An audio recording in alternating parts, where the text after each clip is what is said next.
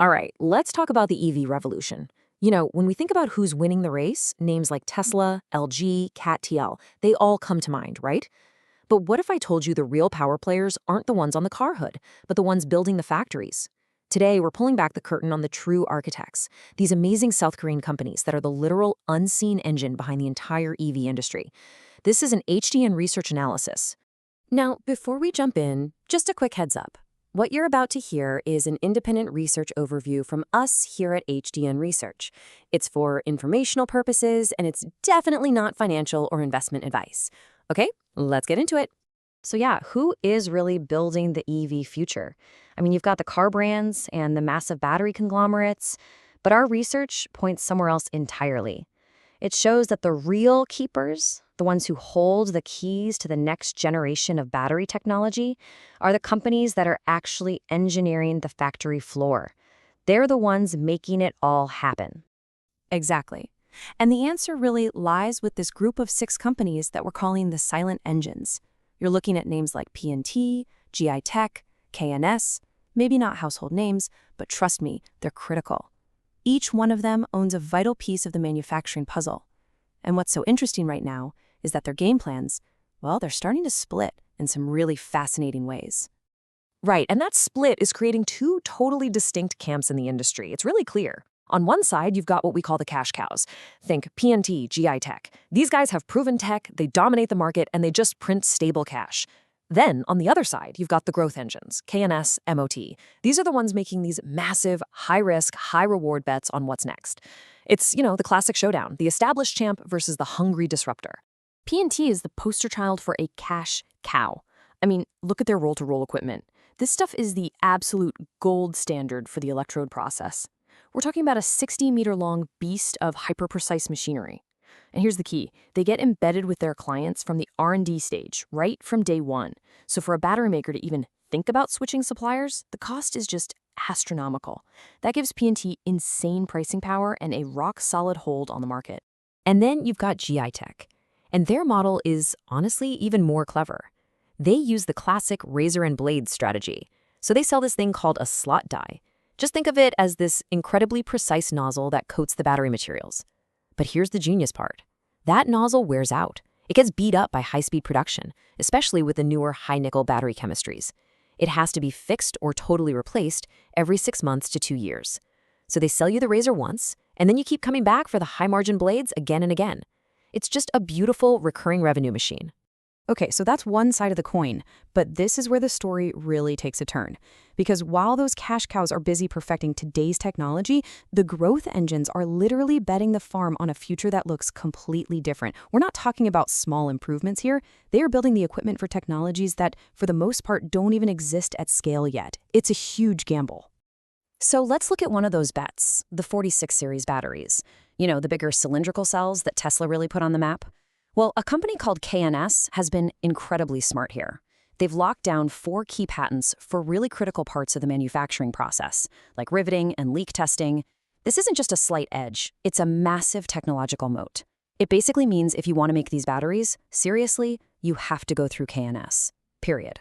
And if the 46 series is a big bet, then solid-state batteries are the holy grail. I mean, this is the tech that could genuinely change everything. We're talking way more energy, way more safety, and the thing is, companies like Moat and Phil Energy, they're already in the door. They're not waiting around. They're supplying the equipment for the pilot lines, the R&D labs at the biggest battery makers today.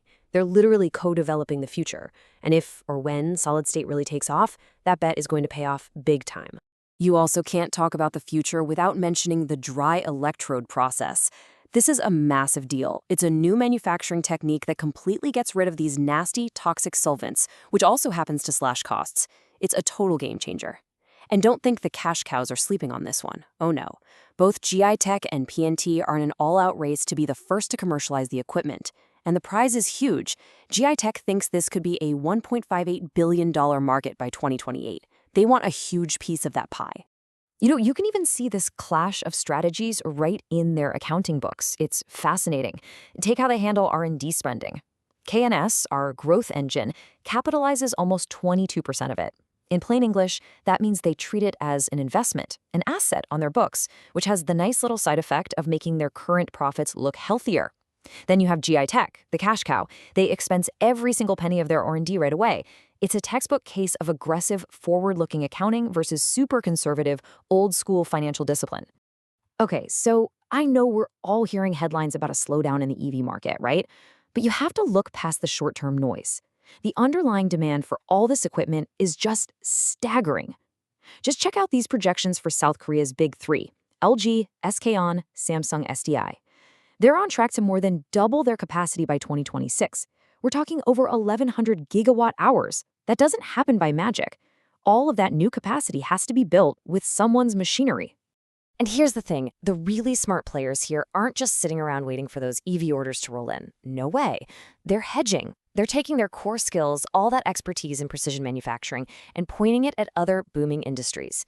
You see PNT and MOT jumping into energy storage for things like data centers. GI Tech is taking its coding magic over to semiconductors, and KNS is getting into AI robotics and LiDAR. It's a brilliant way to de-risk. So, if we pull this all together, what's our HDIN research outlook for 2026? Okay, here it is in a nutshell. 1. Energy storage systems, or ESS, become the new safe harbor from EV market choppiness. 2. The money stops flowing into just building more and more factories and instead goes towards strategic tech upgrades for the factories we already have. And 3, and this is the big one, this idea of work-in-progress inventory becomes a massive, massive financial risk. And when we say massive, we mean massive. Look at this number. $533 million. Let that sink in. That is the value of PNT's work-in-progress inventory. These are custom-built machines, sitting there, not yet delivered, not yet fully paid for. And it makes up 99.9% of their entire stock. This right here, this is the ticking time bomb at the center of the industry. And that brings us to the Great Divide, the central tension for the next couple of years. On one side, you've got the work-in-progress bomb. It's a huge risk. If the technology suddenly changes, or if a big client backs out, PNT's $500 million in highly specialized equipment could turn into, well, customized scrap metal. But on the other side, you have the game-changer payoff. If those wild bets from KNS and MOT on 46 series and solid-state tech actually hit, their growth won't be slow and steady. It's going to be exponential. So that's really the bottom line here. As the EV boom hits its first real speed bump, this whole hidden industry is standing at a crossroads. So who wins? Is it the stable, cash-rich giants who can just power through the storm? Or is it the nimble innovators who bet it all on the next big thing? You know, which of these architects really holds the right blueprint for survival? That is the billion-dollar question.